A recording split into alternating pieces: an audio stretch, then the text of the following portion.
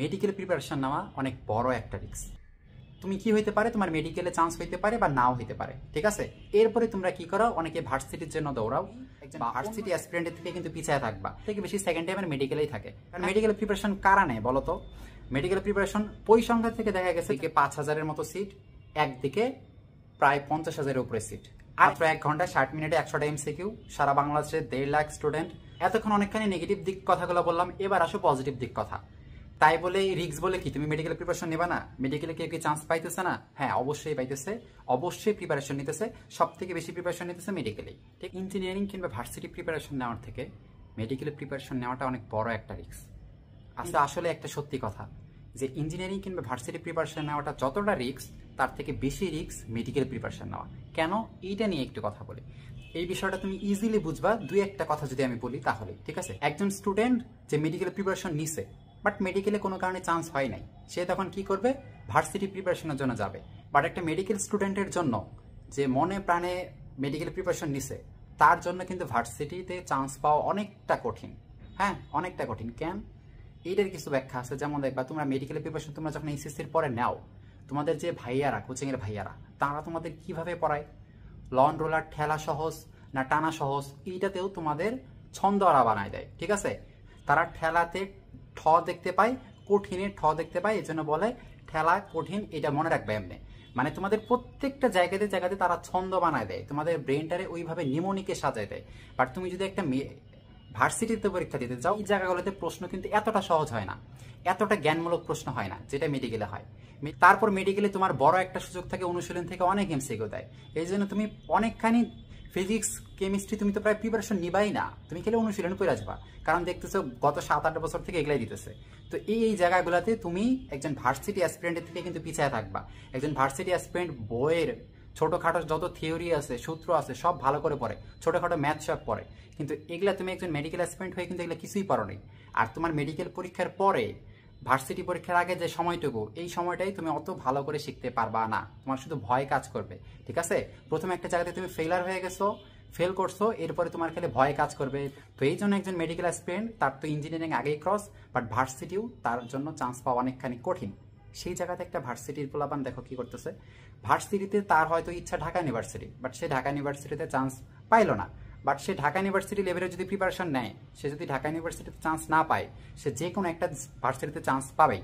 এরপর আরইউতে বা জাবিতে, এগুলাতে যদি না হয় জিএসটিতে গ্যারান্টি ধরে রাখো সে চান্স পাবে। পড়াশোনা করছে, মোটামুটি পড়াশোনা করছে এমন কোনো স্টুডেন্ট অবভিয়াসলি জিএসটিতে চান্স পাবে, এটা অনেক দেখা, ঠিক আছে। তো এই জন্য ভার্সিটি প্রিপারেশনের স্টুডেন্ট একটু সেফ জোনে থাকে, যে তার যদি মোটামুটি একটা পাবলিক হইলেই হবে, মোটামুটি ভালো পাবলিক হইলেই হবে, তাহলে সে ইজিলি টিকবে। বাট তুমি মেডিকেল, তোমার জন্য দেখো মেন ভার্সিটিগুলো আগে থেকে বন্ধ। তারপর আবার যারা ইঞ্জিনিয়ারিং প্রিপারেশন নিতেছে, সে কোনো কারণে যদি ইঞ্জিনিয়ারিং চান্স না পায়, তাহলে সে ডেফিনেটলি ভার্সিটিতে চান্স পাবে। ওই একই কথা, যে ভার্সিটিতে প্রিপারেশন নিতেছে সে ঢাবি যদি না পায়, বাট অন্য জিএসটির যে কোনো একটা ইউনিভার্সিটি পাবে। যে ইঞ্জিনিয়ারিং প্রিপারেশন নিতেছে সে যদি ইঞ্জিনিয়ারিং বুয়েট না পায়, সিকিউরেট একটা পাবে, সিকিউরেট না পাইলেও সে কোনো না কোনো ভার্সিটিতে পাবে। ইভেন ইঞ্জিনিয়ারিং প্রিপারেশন নিলে মোটামুটি ভালো ভার্সিটিতে পাবে। হ্যাঁ, এটা পরিসংখ্যান, তোমরা দেখবা তোমাদের আশেপাশে যারা প্রিপারেশন নিচ্ছে থেকে দেখবা। বাট তুমি দেখবা যে সব থেকে বেশি সেকেন্ড টাইমের মেডিকেলেই থাকে। হ্যাঁ, মেডিকেলের সেকেন্ড টাইমের এত, অন্যান্য জায়গায় এত সেকেন্ড টাইমের নাই। আর ওতে এত সেকেন্ড টাইমের পরীক্ষা দেয় না, অন্য ভার্সিটিতে তো সেকেন্ড টাইমের পরীক্ষা দেয় না। মেডিকেলের প্রতি বছর যত সেকেন্ড টাইমের পরীক্ষা দেয়, কেন? কারণ এরা প্রথমবার ফেল হওয়ার পর অন্য জায়গায় দেখবা যে চান্স পাওয়ার সংখ্যা খুবই কম, ঠিক আছে। একমাত্র একাডেমিকে ছাড়া, কারণ মেডিকেল প্রিপারেশন কারা নেয় বলতো? মেডিকেল প্রিপারেশন পরিসংখ্যান থেকে দেখা গেছে যারা মেডিকেল প্রিপারেশন নেয়, তারা একাডেমিকলি, বিশেষ করে সেকেন্ড ইয়ারের দিকে দেখবা যে তারা ম্যাথ ফিজিক্স এগুলোতে ঢিলামি করে, এই জিনিসগুলো তাদের মাথায় আর কুলায় না, এরা কম পারে। এই জিনিসগুলো যারা কম পারে তারাই যায় কি মেডিকেল প্রিপারেশনে। আর ভার্সিটিতে এই সাবজেক্টগুলোই মেন গুরুত্ব দেয়, যার কারণে যারা ওই মেডিকেল প্রিপারেশনে যায় তারা কিন্তু ওই ভার্সিটিতে টিকে উঠতে পারে না। যেই দিকে কিন্তু একটা ইঞ্জিনিয়ারিং প্রিপারেশনের স্টুডেন্ট বা ভার্সিটি প্রিপারেশনের স্টুডেন্ট কিন্তু ইজিলি পারে, তাদের মোটামুটি ধারণা থাকে। এই জন্য তুমি কিন্তু এই দিক থেকে পিছিয়ে আসো। সেকেন্ডলি, এখন একটা পরিসংখ্যান নিয়ে কথা বলি, ঠিক আছে। এটা তো তোমার পড়ালেখার ক্যাটাগরি, তোমার পড়ালেখা কোন দিকে নিয়ে যাইতেছে সেই দিক দিয়ে তুমি তোমার চান্স পাওয়ার সুযোগ কতটা। এবার একটা পরিসংখ্যানে আসো, মেডিকেলের সিট কয়টা? সারা বাংলাদেশের যতগুলো সরকারি মেডিকেল আছে এর মধ্যে সিট কয়টা? 5,000-এর উপরে, 5,300 বা 5,400 এইটার মতো সিট আছে। অন্যদিকে তুমি ভার্সিটিতে যাও, পাবলিক ইউনিভার্সিটি যেগুলো আছে, এর মধ্যে সিট কয়টা?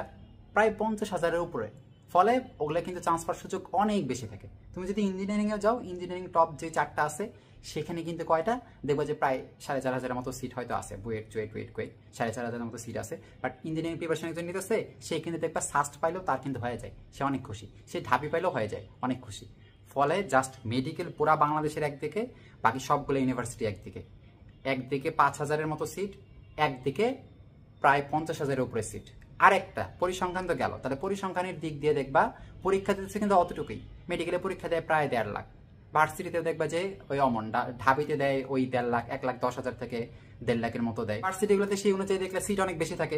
ঢাবি চান্স না পাইলে রাবি চান্স পাইলেও হবে, এটা না পাইলে ওটা পাইলেও হবে, একটার পর একটা এরকম থাকে, সুযোগ থাকে। একটা ভার্সিটিতে পরীক্ষা খারাপ দিলা, তুমি আরেকটা ভার্সিটিতে পরীক্ষা দিতে পারবা, আরেকটা দিলা আরেকটা দিতে পারবা, এরকম অনেক কয়টা আছে।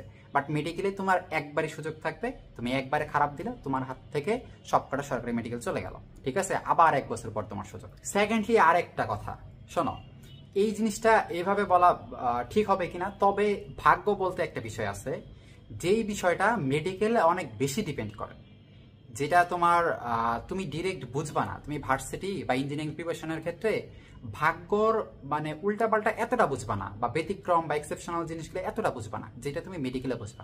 অনেক ভালো একটা মেডিকেল স্টুডেন্ট যে অনেক ভালো পড়াশোনা করছে, সে ইজিলি না চান্স পাইতে পারে। কিন্তু ভার্সিটির ক্ষেত্রে যাও, অনেক ভালো একটা স্টুডেন্ট, সে ঢাবি মিস করলো, বাট সে রাবি চান্স পাবে। সে ঢাবি রাবি দুইটাই মিস করলো, সে জাবি তো অবশ্যই পাবে, ঠিক আছে? তো ভালো স্টুডেন্ট হলে একটা দুইটা তার ভাগ্যের খারাপ হইতে পারে, বাট পরে এগুলো সে পাবে।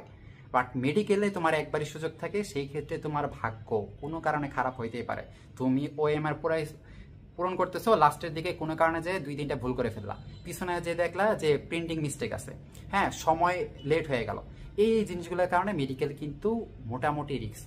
মাত্র 1 ঘন্টা 60 মিনিটে 100টা এমসিকিউ, সারা বাংলাদেশের 1.5 লাখ স্টুডেন্ট, তার মধ্যে যেহেতু একটাই মাত্র পরীক্ষা, অভিভাবক, বন্ধু বান্ধব, পাড়া প্রতিবেশী, টিচার সবারই অনেক আকাঙ্ক্ষা থাকে, এইটা তোমার ব্রেনে একটা এফেক্ট ফেলে, ঠিক আছে? তো তুমি যখন পরীক্ষা দিতে যাও, তুমি কোনো কারণে কয়েকটা কিছু যদি একটু মিস্টেক করো, তুমি অনেক বেশি ঘাবড়ায় যাও। মানে এক কথা একটাই যে মেডিকেলের ক্ষেত্রে সুযোগ একটা হাত ছাড়া করলে তোমার কিন্তু অনেকখানি শেষ। সেদিকে ভার্সিটি, তুমি একটা ভার্সিটি খারাপ করতেছো, তুমি আরো পাইতেছো, ঠিক আছে? তো এইটা একটা সুবিধা। তো আচ্ছা, এতক্ষণ অনেকখানি নেগেটিভ দিক কথাগুলো বললাম, এবার আসো পজিটিভ দিক কথা। তাই বলে রিস্ক বলে কি তুমি মেডিকেল প্রিপারেশন নেবা না? মেডিকেলে কেউ কি চান্স পাইতেছে না? হ্যাঁ অবশ্যই পাইতেছে, অবশ্যই প্রিপারেশন নিতেছে, সব থেকে বেশি প্রিপারেশন নিতেছে মেডিকেলেই, ঠিক আছে? এখন জিনিস দেখো, তোমার কোন কোন বিষয়গুলা মেইনলি মাথায় রাখা লাগবে একজন মেডিকেল প্রিপারেশন নিতে গেলে। তুমি যদি জানে প্রাণে একজন মেডিকেল প্রিপারেশন নাও, তাহলে এই জিনিসগুলো তোমার মনে রাখা লাগবে। প্রথম কথা, তোমার মেডিকেল প্রিপারেশনের ক্ষেত্রে তোমার সর্বোচ্চ এফোর্ট দেওয়া লাগবে, ঠিক আছে? যেই জিনিসগুলো বায়োলজি, সর্বোচ্চ এফোর্ট দিয়ে খুবই ভালো করে পড়া, ঠিক আছে? তোমার মধ্যে যেন আফসোস না থাকে, ঢিলামি না থাকে, সর্বোচ্চ এফোর্ট দিয়ে যে কয়েকটা সাবজেক্ট প্রত্যেকটাই ভালো করে পড়া। তারপর দেখবা অনেক মেডিকেল অ্যাসপিরেন্ট, শোনো, মেডিকেলে কখনোই ভালো ম্যাথ, একটু কঠিন ম্যাথটা আসে না। অনেক মেডিকেল অ্যাসপিরেন্ট কি করে, সে একই সাথে ভার্সিটি, ঢাকা ভার্সিটির প্রিপারেশন বা অন্য কোনো ভার্সিটির প্রিপারেশনে কন্টিনিউ করতে চায়। দেখা যায় তার বায়োলজির মধ্যে ল্যাকিংস আছে, মানে বায়োলজির যে বৈশিষ্ট্য, উদাহরণ, ছক, আমরা যা ইম্পর্টেন্ট জিনিস, সেই জিনিসগুলো ভালো করে পড়ে নাই। বাট সে কেমিস্ট্রি বা ফিজিক্সের মোটামুটি একটু বড় সূত্রে ম্যাথগুলো করতেছে, কারণ সে চাইতেছে আমার যেন ভার্সিটিও কাভার আপ হয়ে যায়। এই জিনিসটা কিন্তু আসলে ঠিক না।